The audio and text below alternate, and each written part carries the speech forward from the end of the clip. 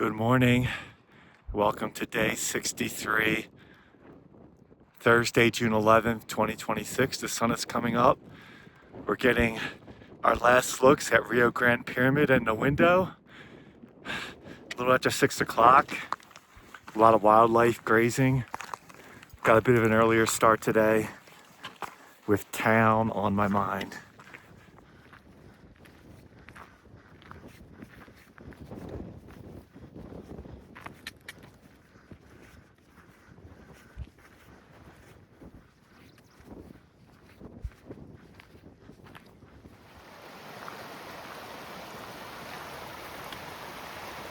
All right, it's a little after 7. Just ran into Wilt, a female thru-hiker. We're both talking about how the snow's melting fast. Do we even need our ice axes anymore? But it's funny, when I was coming down the pass to Wolf Creek Pass into Pagosa Springs, there was a trail runner, I think I mentioned High Life, and he said he'd give me a ride, and he mentioned Wilt. He was picking her up. I got down to the trailhead, he was gone. So I was like, yeah, Wilt, your buddy stiffed me on a ride. I guess they got down and I wasn't there, so I think they got there before me. Who knows? They didn't pass me on the trail, so it all worked out. But funny to meet her.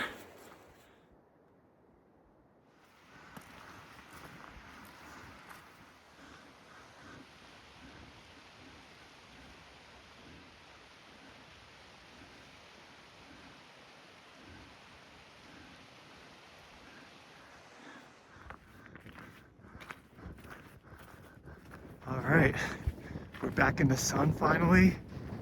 Made it to the top of Hunchback Pass, 12,499 feet. Pretty cool. Taking my first break, having a little breakfast. On the other side of Hunchback Pass, still a lot of snow on the northbound side. We'll see what it's like on the trail.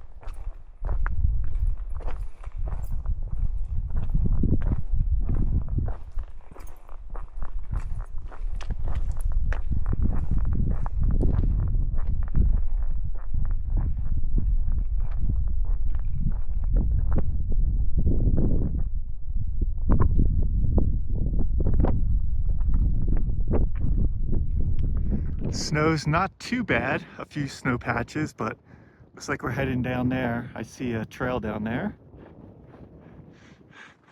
All right, we've made it to Hunchback Pass. I've always wanted to check this place out. Very remote. can see the trail sign needs a little bit of love, but there was also a trail register here, which was cool. So it's a tough road to get here. Let me switch this around. You have the right kind of vehicle. I think that's a Jeep over there with their tent set up. Trail magic? You could get a ride from here to Silverton, but then it would be very difficult to get back here. So I'm better off continuing, I think another like 4 miles or so. I'll take a break soon and dry out my feet, but I'm gonna keep going for a while.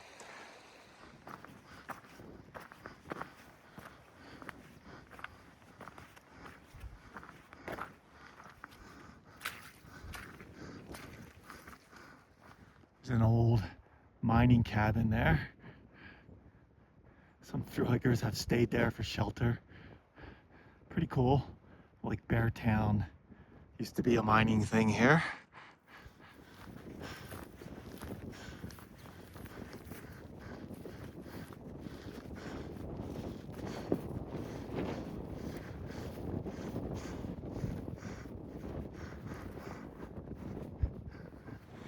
All right, it's windy, big climb, but we have joined the Colorado Trail.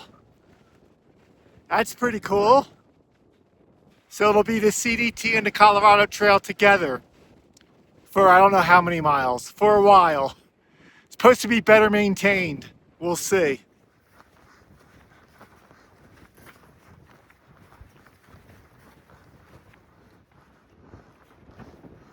Still going across a bunch of snowfields, but I appreciate the effort someone made. That is what remains of a snowman, snow person.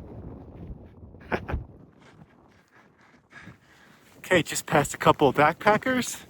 No surprise since we're now on the Colorado Trail, but I just checked my Gaia app because I saw a big old cairn just to the right of the trail.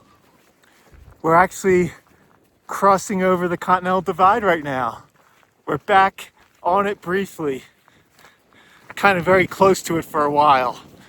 Very cool.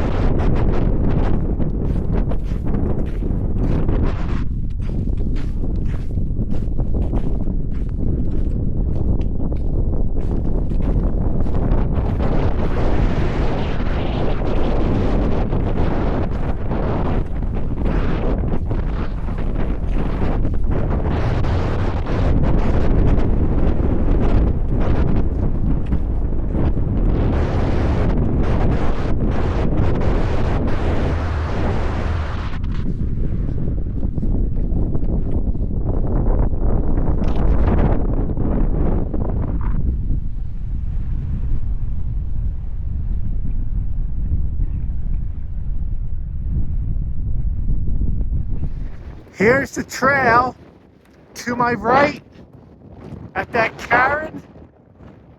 There's the actual divide. If it wasn't so windy, I would take a break at one of the divide cairns, but not right now. It's a bit chilly.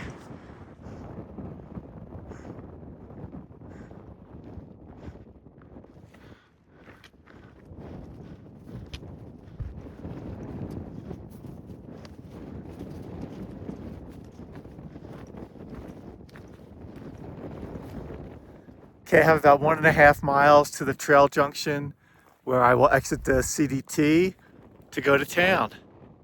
It's been pretty amazing up here, but the wind has been brutal. I'm in a little protected area right now, but I think we're going to be back in it shortly.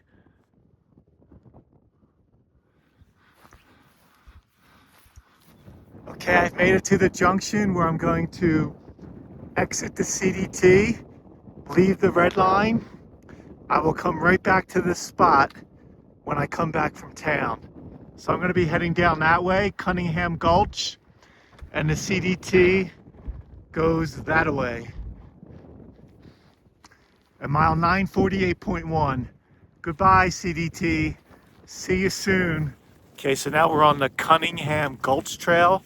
It's about 2 miles to the trailhead and then 10 road miles to town. Hoping to get a hitch. It's supposed to be a pretty steep 2 miles, so coming back up with a full pack will be a tough first day, but that's not a today problem. It's a nice day out of the wind. I've already run into a couple of groups of day hikers, some more curious than others. It's always good to talk to people about the trail and hopefully maybe inspire someone to give it a go someday. Well, that must be the switchbacky road to get into Silverton.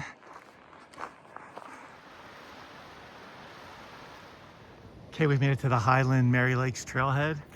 I'm going to put my Crocs on, walk down the road a little bit where I think there's more opportunity for a ride.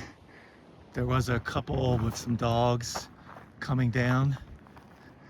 One of those 2 cars, I'm sure, and there was a couple guys doing a day hike, so I chatted them up friendly. So if they see a sad looking through hiker on the side of the road, maybe they'll have mercy. Let's just see what this sign says, and then I'm going to switch shoes.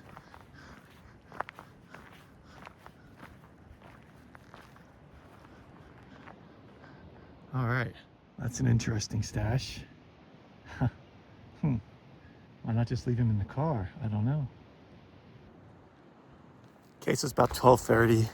I don't think we're going to see a lot of traffic here, and I can't rely on the day hikers or the backpackers to give me a lift. So this will link up eventually with like a more traveled road.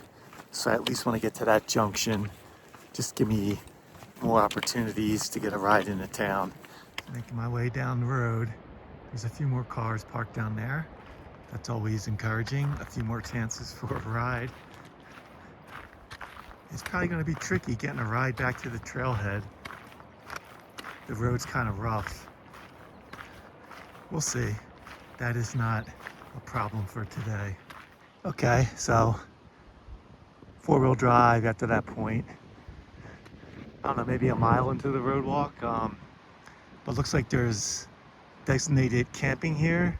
At that CG15, there must be at least 15 sites. So if I have to walk all the way back here, it's nice knowing there's an option where I can just take one of these campsites and there's running water right next to them. So not the end of the world, but we'll see what I can do about getting a ride back here.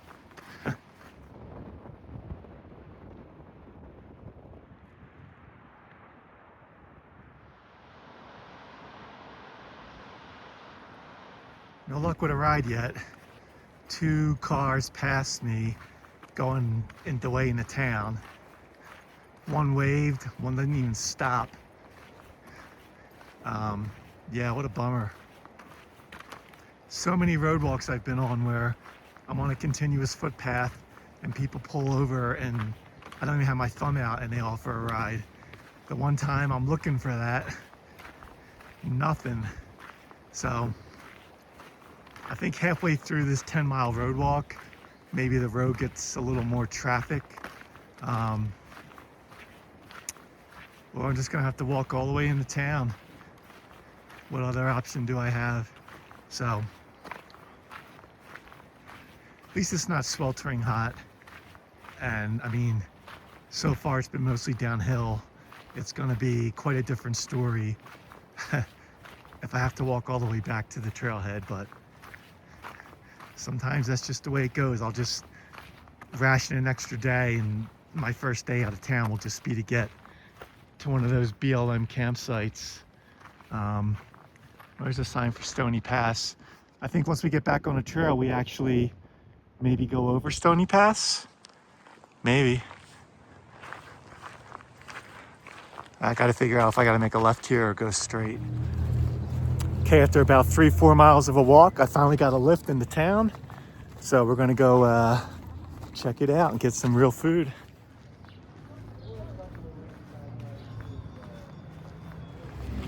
Okay, so it's like other places we've been. One business owns like 3 different properties. So I'm gonna be going to the Kendall Mountain Lodge. But I kind of, because I just showed up and walked in, I don't have to wait till the 3 p.m. or 4 p.m. check-in time. I've got my room. I'll get that squared away. And then I think I'll go to the post office and get my packages. And then I'm really like craving, there's like a brewery here and a saloon. I just may take my stinky self for like a beer and a little something to hold me over. That sounds like a plan. Really nice hikers that picked me up off of the road and gave me a ride into town. They're staying at a place I also looked at, but I kind of think it was like not in like the center of town, so it would have been more walking for me, but sounds like they're staying at nice cabins there. So all right, this is our block. So we're gonna be passing, I'll switch it around, passing the Avon. A lot of thru hikers stay here. Like other hostel type vibes, it's not for me, but cool for other folks and relatively inexpensive, I guess. So I'd rather have something a little more private. Here we go. This looks like the nicest building of the 3. So, okay. Here we go. It's small, but it's got everything a hiker needs. Like to see the microwave, TV, and hopefully perfect shower. All right, I'm gonna get situated here. Okay, so before I do anything else, I'm gonna try and pick up my post office packages just so I have them secure in the room, and then we'll go from there. Okay, so here's the train that comes from Durango. As a thru hiker, there is somewhere you can kind of get dropped off. I wasn't interested in that, but it's an option. Yeah, so once that train takes off, it takes half the population with it, so I see a lot of people walking for it. So I think it'll be a lot easier to find somewhere to grab a beer in about 15 minutes. The really nice thing about this town is everything is walkable. That is a big plus.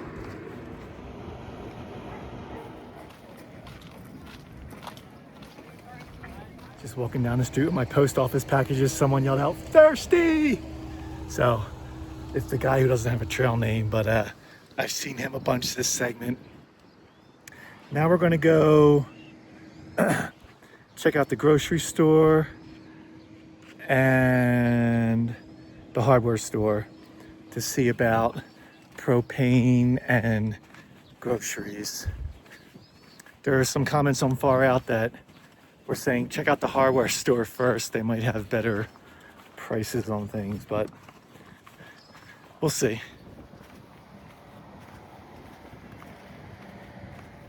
Okay, so my room has a fridge, but not really a freezer, but they had Ben & Jerry's chocolate chip cookie dough. How can I resist? Got a lot of stuff here. So I was walking to the grocery store. The prices in there were a little high, but what was outrageous was a canister of butane was $20. That's insane. I mean, even their peak refuels were reasonably priced, only a couple bucks more than usual. So I noticed there was like an outdoor little bike shop near my hotel, so I'm going to swing in there, and as long as they don't charge 20 bucks for a canister of butane, I'll give them some business. Okay, so the local hike shop, much more reasonable price, like $6.99. I guess it costs a lot to ship the propane, but they just switched to JetBoil, and like JetBoil gave them their first 3 shipments free. But I mean, $20 is outrageous. Anyway, he had a good lead for me for a possible shuttle back to that 4-wheel drive trailhead at Highland Mary Lakes. So I'm gonna go see if I can find these folks and see what they would charge me, and maybe just grab a quick cold draft beer before I go hibernate in the room for the rest of the day. Okay, these guys are right here.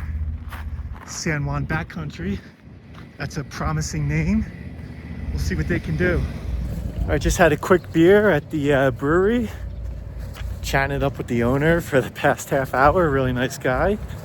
Has some great stories about a trip to Romania for a wedding. And then I bumped into Nate on the way out. He's the thru hiker I've been seeing off and on since leaving Pagosa Springs. He's gonna spend a couple nights in town, camped out. And then I also met another thru hiker who showed up at the bar. Nate had to walk all the way into town. That sucks. Then the other thru hiker who showed up, he was with his buddy, but got on an ATV trail. They got separated. Some ATV drivers gave him a ride all the way into town, and now he's trying to figure out what the heck happened to his buddy, just using the Garmin because there's no cell service back at the trailhead. So lots of moving parts. It was nice to grab a beer, but I'm ready to relax in the room, get a shower, do some sink laundry, all that fun stuff. And yeah, it's great that everything's walkable here. So grab a decent breakfast tomorrow somewhere and go from there. I haven't heard back yet from the San Juan Backcountry folks, so hopefully they'll get back to me at some point tomorrow, or I can just stop by their office. I got a couple of postcards. I never send Sarah a postcard when I'm out on the trail, so I thought I'd send her a postcard, send one to my new grandson, and yeah, just enjoy the town life for a couple days.